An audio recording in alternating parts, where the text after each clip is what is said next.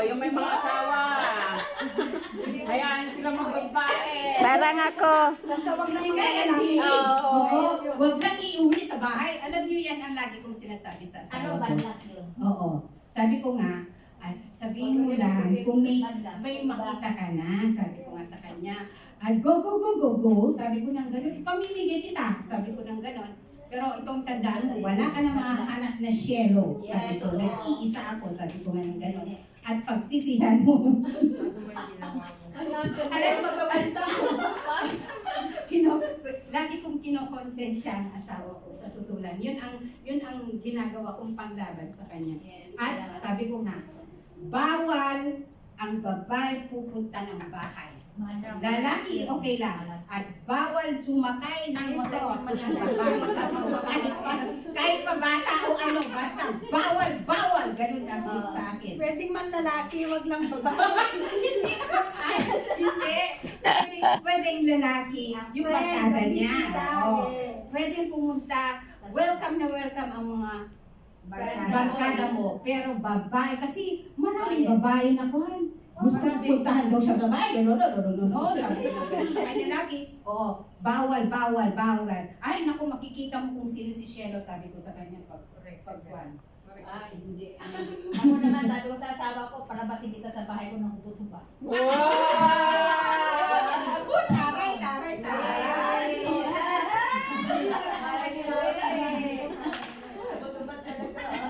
Ano sagot niya? Ano sagot niya? Anong sagot? Wala.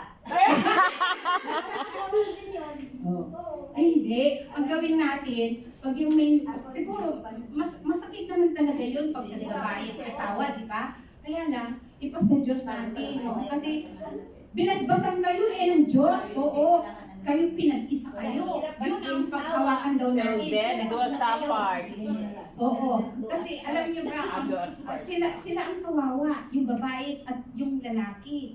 Kasi nagkakasala sila. Wala silang joy. Eh ikaw, joy na joy ka. Diba? Kaya pag yung ganun, si Samaris, naku. Okay na daw. Ay, okay na kayo. Praise the Lord. Pero pag yung ganun, ipasa Diyos mo na lang siya. Pero kung hindi pa rin, ipamigay mo na. Madali nyo lang sabihin niyang ipamigay. Nako. Hindi nga madali. I mean, hindi mahirap, madali. Go! Madayasin mo. Ganon. Bakit hihirapan kang ipamigay? Baha. Hindi daw madali mamigay, Stewart. So bakit ka nahirapan mamigay? Paano yung pamimigay? Wala man tayo namin. Ayun na ngayon! Ipamigay nyo, tingnan natin. Ipabalik nyo si... Oo. Babalik yan. Pinamigay ko na sa alak. O, diba? Alak. Okay lang yan. Kasi naman babae. O, diba? Kaya, piliin. Pero kawawa siya. Kawawa siya. Kasi Kawawa yung katawan. kawawa yung katawan naman niya. Pero hindi mo naman kasalanan yun kasi yun ang pinigyan naman eh. Pero alam mo ba, Julieta, may part ka din ng pag-inom ng asawa mo. Oo, ganyan din ang Kasi nanay ko. wala ka. Yes, opo. Oo, wala ka.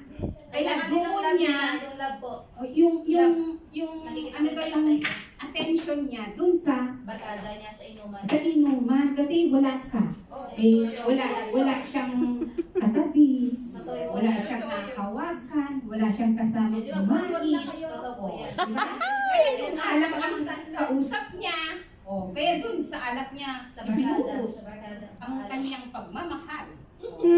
Yan. Kaya ipag-pray mo kung hanggang kailan ka kasi rito para makasama mo siya. Ngayon pa. Hindi! Bakit? Ha? Maglaan ng load. Nang? Load. Ano ng load? Mag-load! Load! Maglaan daw ng load. Load. Communication niya. Messenger na ngayon. Load. May load naman yan. May messenger na ngayon eh. Kaya lagi nga siya sa farm. Hindi nga matawagan. Nag-reach pala. Nag-reach pala. Lobat lagi. Lobat lagi. Ang pag-ibig mo, kanta niya eh. May lobat. So, lobat. Pero ganun pa man, Violeta, dapat makipag-communicate ka pa rin sa kanya. Sabihan mo pa rin Cynthia na nandito ka, nagtatrabaho para sa pamilya. Nagsawa na ako kasasabi. Magsawa. Oo, huwag ka daw magsawa. Pagising mo pala, sabi ko, good morning love, I love Oo. you. Oo, tingnan mo. Tinuturuan ka na inaanak. Pagbago pa, araw-araw ganyan. Pero pag matagal na, Basta kami araw-araw na mawawala. sinanay niya at si tatay niya, ginagawa talaga. Oo, ay talagang vocal sila. Loving family sila. Oh, thank you Lord kung ganun. Ikaw, pag umaga, anong sinasabi mo? Wala. Pagising mo. Kaya nga! Pag, Hindi ba lang kinamusta? Kamusta tulog mo? Nagising ka pa. Mabuti naman, nagising ka. wala ah. Wala ah. As in, wala lahat. Kasi yan mo. Yan naman pala ng lamig yung asawa mo sa'yo eh. Makinig ka sa mga single. Ang gagaling ng mga single ah. Ay, marami kami natutunan sa inyo. Paano na kami makapag-asawa niyan? Wala na. So, paano natin mapapagtagumpayan ang ating struggle about jealousy and anger? So, number 1 is, never doubt the goodness of God. Huwag tayong magduda sa kabutihan ng Diyos na God will take care our husband. Our husband. Kumbaga, ipagkatiwala natin ang pamilya natin, ang boyfriend natin, ang asawa natin, kay God. Oh, Kasi yun na. God is Yun a na yun. Good God. Oo. Magtiwala tayo sa Kanya. Number 2 is, ask God to help you to identify the reason. Bakit? Eh, ito naman tungkol sa galit. Pag lagi ng galit, kailangan daw i-identify mo kung bakit lagi kang galit. Yes. Tapos na yan. Ay, tanggalin na lang. Galit. Oo. Kailangan dapat malaman mo kung bakit ka galit. Diba? Ask yourself, bakit ba ako laging galit na lang? Bakit lagi na lang ako, ay naiinis sa taong ito, diba? Para daw ma-identify mo yun, kailangan din tanungin mo daw ang sarili mo kung bakit ka laging galit, bakit ka laging naiinis. Kasi walang katapusan na galit o inis yan kapag hindi mo daw in-identify yung galit mo, yung selos mo. Bakit na-insecure ka ba dun sa babae? Eh, mas maganda ka dun sa babae ng asawa mo, di ba? Amen! Oh my! Yung voice mo na. Iangat mo sarili mo, gano'n. Bo. Iangat mo sarili. Eh, makita mo!